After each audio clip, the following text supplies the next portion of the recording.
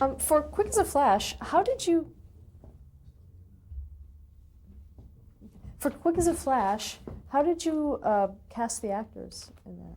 Well, again, going back to my experience at Philip Morris Playhouse and Crime Doctor, an awful lot of the actors whom I used were people who were the same. Everett Sloan, I remember, is one I used regularly. There was a man named Santos Ortega. Oh my goodness, I should remember Joan Alexander was another. Mostly stage actors and actresses whom I had seen.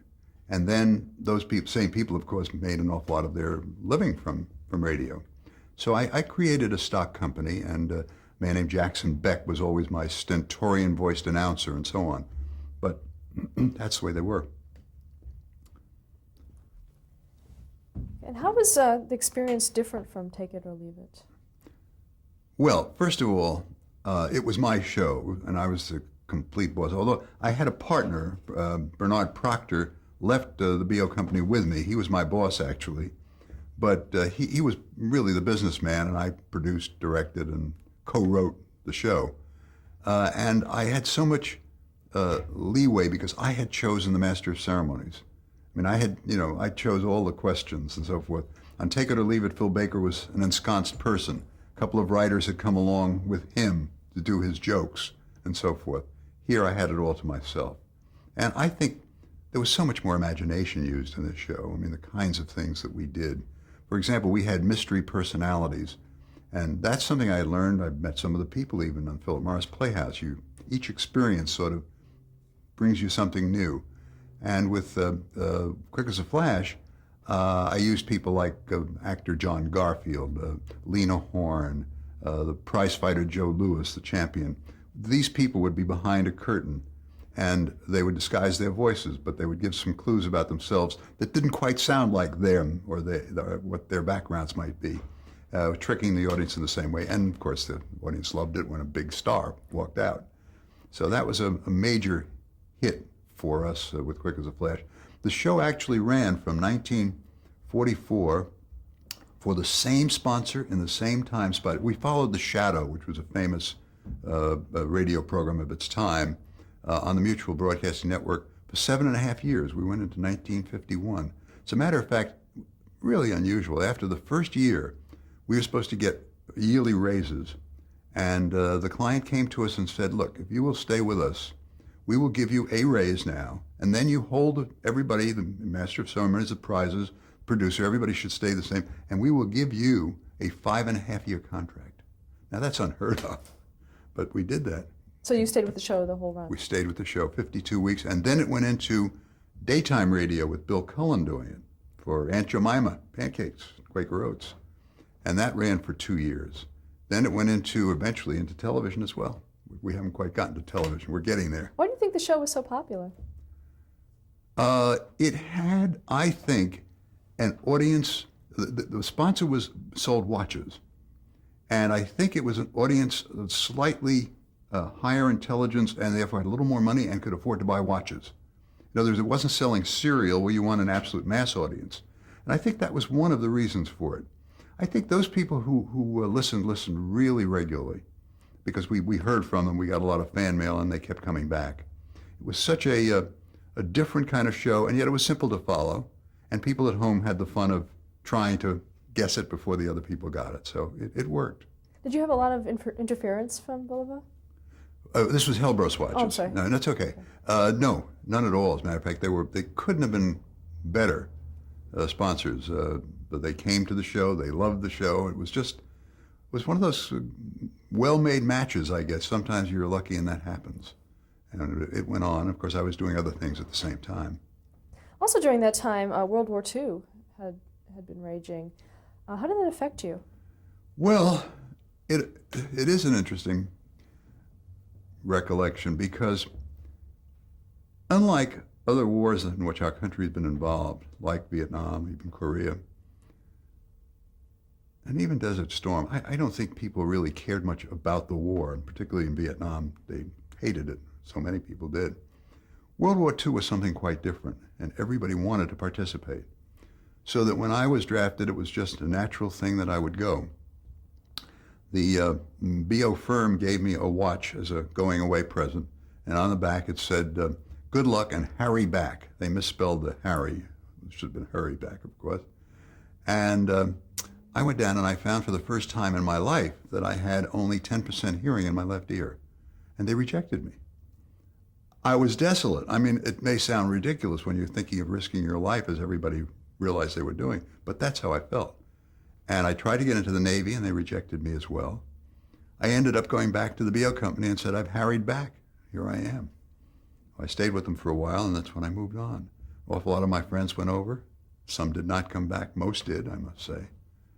But it was just a different experience from anything I've ever had. Did you listen a lot to the radio reports? Oh, yeah. All the time? Constantly.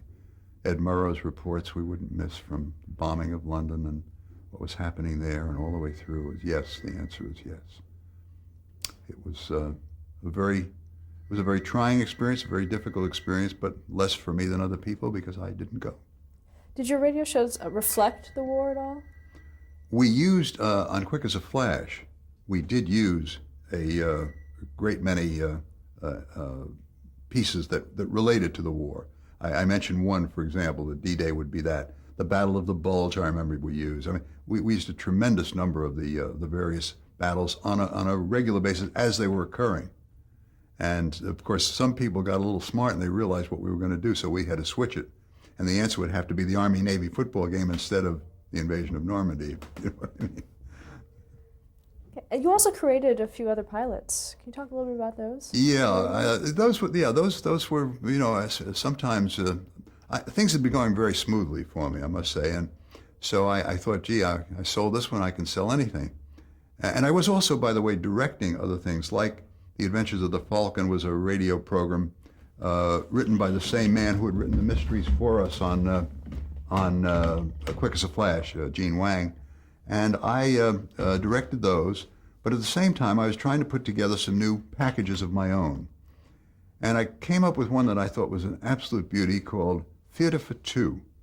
And I got Rex Harrison, who was a famous actor at the time, and then of course my fair lady, and his wife of the time, Lily Palmer, who was an excellent actress, to do a piece called Theater for Two on radio.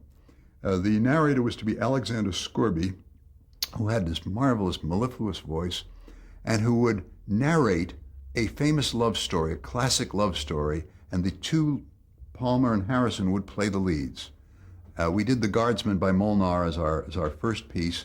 We had intended to do Antony and Cleopatra. We were going to do Caesar and Cleopatra, and we had all of the classics lined up in a kind of a contemporary style because it was with narrator, it was moving quickly, but it told the story. And we did a lovely audition of it, and NBC said, oh, that's too artsy for us, and just dismissed it. And I did not have the right to sell it elsewhere, so it just went into the NBC archives, I guess. Another one that was even more disappointing to me, I had seen Paul Muni on stage. He had done Inherit the Wind, and brilliant performance, and of course all the movies that he had done. And when I was very young, I'd also seen him do Counselor at Law by Elmer Rice. He actually played the lead character of the lawyer.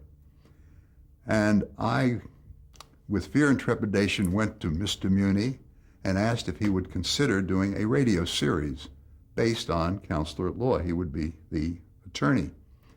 And he agreed to do it. And we had a really first-rate piece written. I mean, he approved it, so it had to be pretty good. And I thought it was an excellent half hour. He was too old and over the hill, and the networks would not buy him. I had the right to sell it to all three networks. Wouldn't buy it. All four networks, actually, radio wouldn't buy it. So that was another disappointment for me, but I had the pleasure of doing the shows. I had the pleasure of working with Rex Harrison, the pleasure of working with Paul Muni. And these things have to just, you take them in stride and overcome them and move on. Yeah, but for radio, for someone to be too old for radio, how did that work? No, well, they thought of him as a passé actor. In other words, that people were no longer interested in him. Ridiculous, but true. I mean, he did things afterwards. He did a couple of famous movies after that, but not for them. Okay. This is about the time that you started in television, isn't it? Yes, as a matter of fact, it is. I did three things early on. One was I guess four. A couple of them were pretty disastrous because we did two of them in the basement of a department store in Greenwich Village, the John Wanamaker department store. I think it still exists in Philadelphia, but not in New York. And the facilities, it was for the Dumont network, which at that time consisted, I think, of three stations in three cities. I think it was New York, Philadelphia, and Washington, I think, were their three towns. And nobody knew what they were doing. I mean, it really was a mess. First of all, our master of ceremonies, Lou Lair, played to the studio audience, I suppose, and forgot the camera altogether. He was the man who in Fox Movie Tone News said, "People are the funniest people with a strange accent." We thought he'd be very funny, and he wasn't. The camera was never where it was supposed to be. I mean, nothing went right. I think we did 13, but I don't know how we got through them. Shortly thereafter, I did another one, this time with Don Amici, called Take a Chance, in which we had people take a chance like riding an elephant across the stage bareback. Would they last? It was another disaster because Amici, while he was a very competent actor, was not very good as a master of ceremonies for that. I think later on he hosted the circuses on television, but that was fine for him because all he had to do was introduce. This way, he just really couldn't handle it. Then I did a show called Two Girls Named Smith. That was about two young sisters from out of town who, and they weren't sisters, as a matter of fact, they were just two young actresses, would-be actresses from out of town who live in the village and their adventures. A man named Joseph Buloff was a famous actor from the Yiddish theater, played the janitor, the superintendent of the building, making for a lot of comedy. Peggy Ann Garner, who had been a star in a movie called A Tree Grows in Brooklyn, was our lead in the piece, and a comedienne named Mary McCarthy, who was very good actually, was her roomie. And it was their adventures in Greenwich Village and with Joe Buloff and so forth. But it never quite caught on. I did use some very good directors. It introduced me to good directors. I believe I met Alex Siegel there, as a matter of fact, who was a fine director, my lady used in a major thing that I did.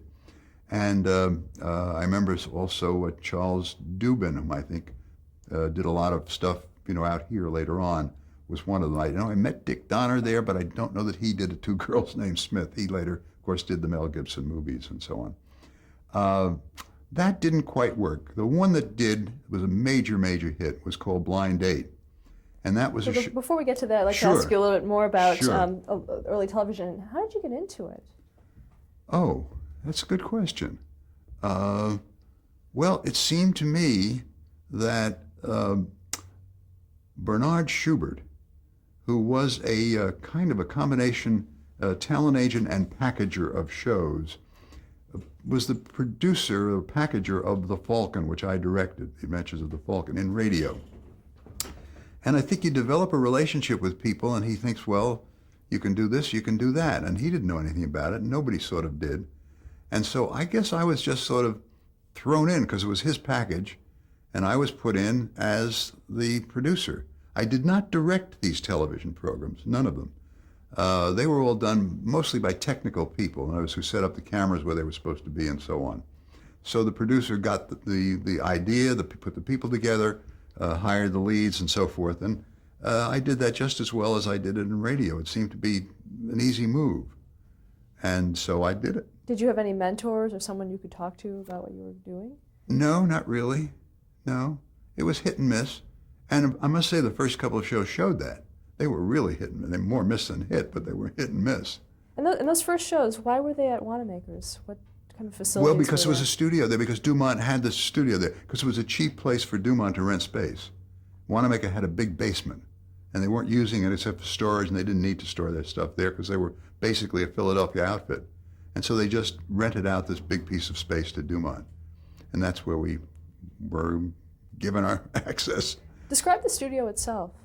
Huge, open space, and everything had to be brought in from the outside. They put curtains up to separate studios, but it didn't matter. You just flowed from one to another. I mean, there was only one show going on at a time.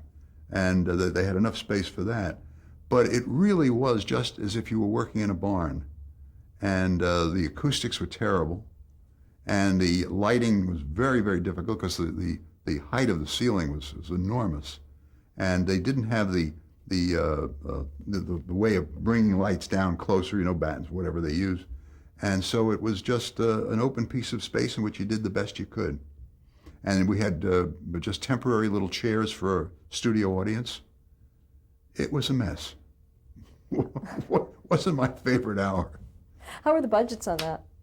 Pardon? How were the budgets on that? Did you have money to I work don't with? even remember. I must confess, I don't remember. I don't remember the budget even on Blind Date. I know the budgets on my films as I started working in film, but that came later. Blind Date was really the show that was my first television success. And that came after Two Girls Named Smith? Yes. Now, for Two Girls Named Smith, where did that rank as far as situation comedies for the time? What other shows was it competing against? There were others. I must confess, I don't know the names of some of the other shows. It did pretty well. I mean, ABC was not unhappy with it, but I don't think it had quite the spark and lift. Shows would go on for 13 weeks, and then the air would be sort of dead, or they'd put some news show in. I mean, it was not as if they were always going to stick a situation comedy in a spot as they try to do today, or try to put a situation comedy behind a situation comedy and in front of a situation comedy. I mean, if you have Seinfeld, then you've got to put something in front of Seinfeld, something back of Seinfeld, because they connect with them. Those days, the networks just put on whatever they thought might catch on for the moment. And so it wouldn't have surprised me if Blind Date had gone into the same spot as Two Girls Named Smith after it went out. Okay, now let's talk about Blind Date. Right. When did that show go on the air? To the best of my knowledge, it was around 48, 49, I would think. And can you describe that show? Yeah, sure. It was the I guess it was the forerunner of what's the dating game that came much later. And I think, as a matter of fact, Bernard Schubert, who was also the packager of that, I think he was thinking of suing them once, but I don't think he ever went through with it because they were very similar. I mean, they really did take the Blind Date format. Who created the show? I did not. That show was created, I believe, by a man whose first name was, I believe it was Kenny Walsh, I think was his name. And he was a writer and worked with Arlene. And by the time I came in, the format was pretty well established. The first show hadn't been done. As a matter of fact, I'm sorry, they had done it in radio. That's where it really started. And Kenny was with Arlene as a writer in radio. And it began there. When it went into television, I took over as producer. And of course, part of the perks and part of the fun was interviewing the wonderful actresses who had to be the young women who went out on the date. So how did Because the the way show it worked, the way the show worked, there were two teams of men comprising three on a team. One would be, let's say, from Army, another from Navy, one from Yale, and one from Harvard, whatever the rivals of the day were. They could be bus drivers and subway transit people. I mean, we kept breaking them up and changing them. And two of them would be on one side of a curtain, and a very attractive young woman would be on the other side of a curtain. They would not see each other, but they would talk back and forth and try, whichever one sort of gave them the best line, if you will, got the date. The young woman made the choice as to who was her choice to go to the Stork Club, which was the famous place to go in New York, Sherman Billingsley Stork Club. And Arlene and I took the 6 winners to dinner. 3 couples came out of it. 3 guys on each team vying for 3 young women. Dates for 3 young women. And that's the way it went. And of course, we did chaperone them, and all went smoothly. We never, I must confess, in all of the time that I did Blind Date, we never had a problem. I mean, some young woman saying, oh boy, what happened afterwards or whatever. It just never did, because they were taken home. I mean, we had the chauffeur in the limousine, and they drove people everywhere. But in any event, that was the basis of the show. A lot of that was semi-scripted. By that, Arlene's lines, she knew in advance what she was going to say, the direction she was going to take them. And in those days, I think part of the fun of it was when she made a mistake. And I remember once when she, in those days, we all had a great many service men and women on the show vying for dates. And one young man was wearing the Purple Heart, And she said something like, instead of, "Oh, I see you're wearing your Purple Heart," she said, "I see you have your Purple Heart on." Well, we got a big laugh from the audience. It's mild compared to the kind of thing that goes on Jay Leno today, or Jerry Springer for sure. But we got those kinds of laughs. Some of them came out by perchance. Some of them were planned. What wasn't planned, for example, though, is we had different circus performers perform. I mean, as the guys, and 3 women from circus as the women. And for some reason, Arlene wanted to hold a monkey that was part of the act of one of these circus performers. The monkey scratched her eye, and that wasn't so funny. And so she wasn't on the show for about 3 weeks. We had substitutes, and then when she came back, she wore a bandage for a while. So some things happened that weren't so good and so funny, but other things happened that were funny, both deliberate and ad-lib, that you couldn't figure out in advance. The show was a very big success for about, I guess, 3 to 4 years. Who sponsored the show? It was on ABC, but I can't remember who the sponsor was. Did you have any kind of network interference at all, or sponsor interference with a show like this? The only interference came from a combination of the network and this Bernard Schubert fella. They sort of, he was the basic contact with the network. And they would often come down for the auditions to see the very attractive young women we were looking at. For example, Grace Kelly was rejected because she was too cold looking. Now, I thought Grace Kelly was one of the handsomest women I'd ever seen in my life, and I never thought of her as cold, but they did. And so she never made it onto Blind Date. She was auditioned and didn't get on the show. Now, was this before she achieved her fame? Oh, yes, she was a model in New York, of course. But others who did make it onto the show, and they went along with it, were Eva Marie Saint was on the show, Anne Francis was on the, Hope Lang, who was had quite a few starring roles later in movies. A tremendous number of young women got their starts on Blind Date, actually. Who selected the contestants? I did. What were your criteria? My criteria? Mm-hmm. The best personality. The best personality. I can't say that looks didn't help. They did. There's no question about it, because when you're putting people on and they're saying, well, gee, you're going to go out on a date, it's got to be somebody. But an awful lot of them who didn't have, for example, I never thought that Eva Marie Saint was a beauty, but she had a great deal of character, and she was very amusing and very talented and very open in her approach to it. I think probably a few got on simply because they were good looking and turned out to be stiffs. But on the other hand, you take your chances. You can't always be right. But for the most part, we wanted somebody who would light up the camera, would light up the stage, light up the camera. The audience would really go for, would want her to get the better of the 2 guys. That's really the way, the criteria. For the guys, boy, they've got to be fellows who really have enough charm so that she will enjoy going out with them, and vice versa. So I think it's really, you try to make the matches if you can. So you made the matches almost before? Well, no, because I always try to pick 2 guys who would be equal, or as close to equal as you could make them. And we had a good time with all. It didn't matter to Arlene or to me who we went out with. And Billingsley always came to the table and made a big fuss of them, and so forth. And they got a lovely dinner, and they got some prizes, and that was all they got from the show. Plus, I shouldn't say that, plus exposure for some of the people who wanted to be actors or actresses. Was that a huge percentage of the people that went on? I think it was more a percentage of the women, because we chose the men from, as I say, different sources, and I think it was more the women. Talk about some of the production aspects of the show.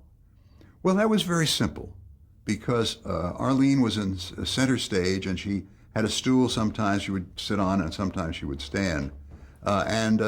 All it was that there were 2, the sets was just divided into 3. 2 sides, 1 on each side. Arlene was in the middle.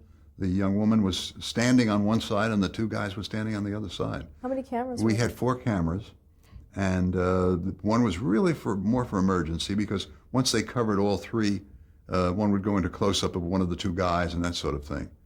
But it was really a very simple setup. It wasn't complex at all. The cameras moved, but not very much. So from that perspective, I learned a lot more about cameras from 2 Girls Named Smith than I did from Blind Date. Was it difficult to control the responses of the contestants?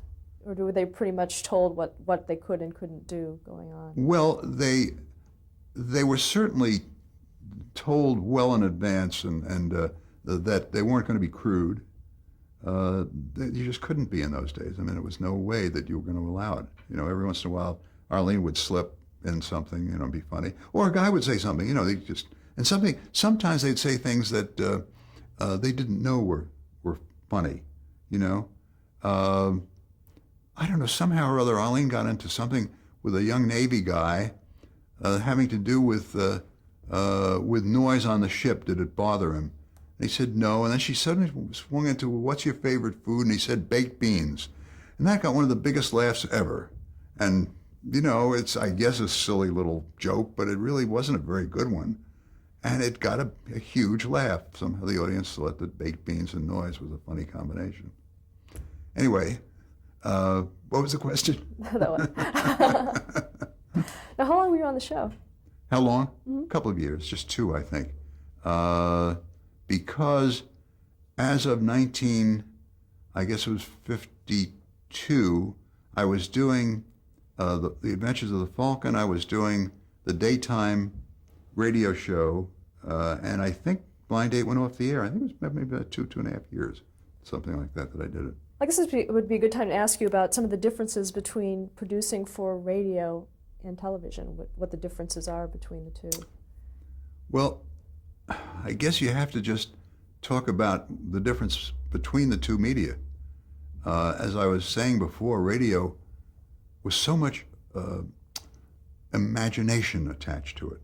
I mean, you knew that you would have an audience listening to something and having to envision what it was all by themselves. I mean, with help, of course.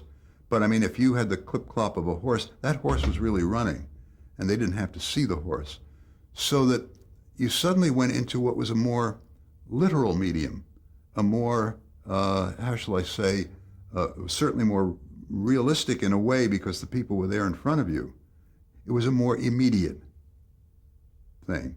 And I think that you had to recognize that the sets then became important, and the costumes became important, and the makeup became important, and who you chose to play the roles became important. Some radio actors made the transition, and some could not.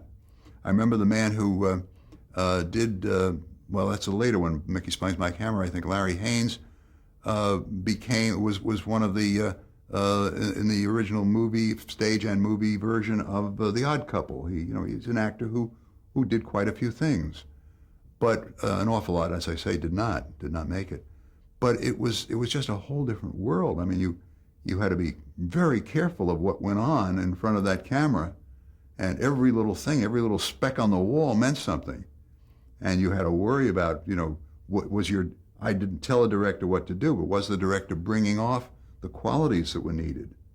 Was a rewrite necessary for the scene? Because in radio, we could stop the action and fix the tape and go on. You couldn't do that in live television. You couldn't film later on. That was one of the big advantages of film. You could make a pretty near perfect piece of work within the limitations of what the work was. So that was the big difference between imagination and reality and immediacy that I found in television. Okay, let's stop there to change the tape.